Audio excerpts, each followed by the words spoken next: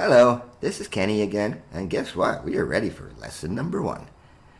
Okay, this is called the 5-finger exercise. It's actually very simple. It's not a song, it's not anything. It is just a limbering up exercise, really. It just goes like this.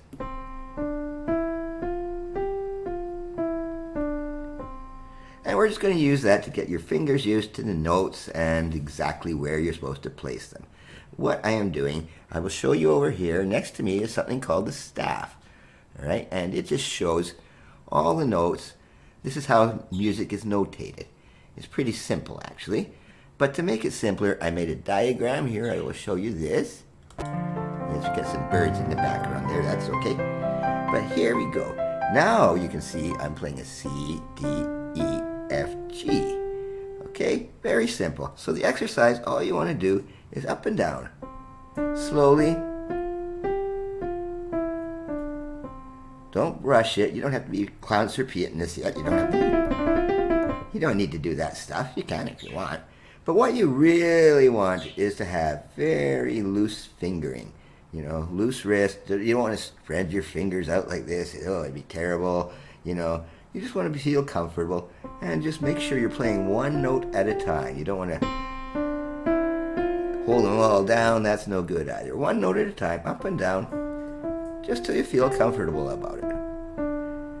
And then, here I will switch this over to the left hand and just put it an octave down. I will explain these octaves in time to come, but now it's just starting with the pinky finger. It's the same thing.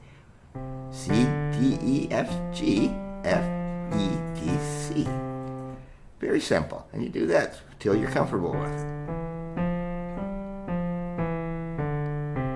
Now, when you're comfortable with that, why not play both hands at once? Let's try that. And I will put the right hand back up here so we can do this.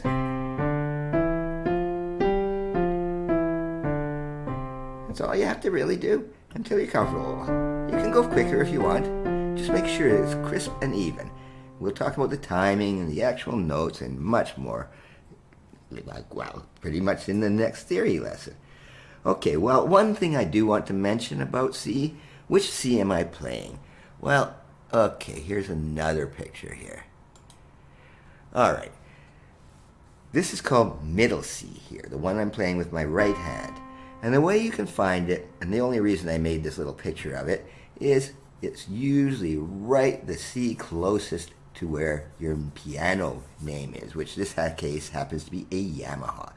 So it'll be this C. And C is always right before the 2 black notes. There's a pattern. 2 blacks, 3 blacks, 2 blacks, 3 blacks. You can always find C. It's right before the 2 black notes. And that's all there is to that one. And you want to usually use middle C and sit right in front of middle C for the most part. You know, not necessarily all the time, but that's where it's preferred. Okay, we'll get rid of that picture. And again, just keep practicing that.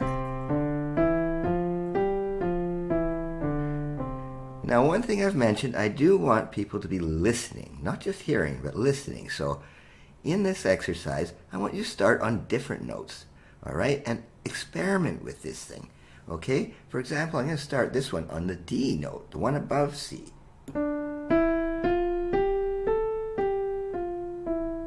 Now that sounds different, doesn't it? So try starting on all kinds of notes, all right? Even here. And just try to see if you can hear a difference. For example, if you start on the note before C, B, now this should sound different, even if you're not well trained.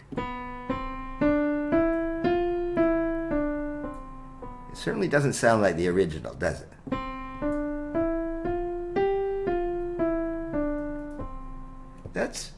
We will get into that.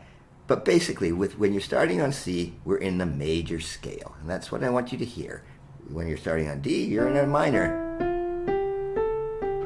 And we'll get into much more detail about that. But there we go. Just start on C. And there goes the fridge. This mic picks up everything. But anyway, yeah, just keep practicing. And next week we'll be adding chords to this, all right? And probably maybe even going up into a scale for the first time. But for now, have fun, and I will see you in the next lesson. Thank you.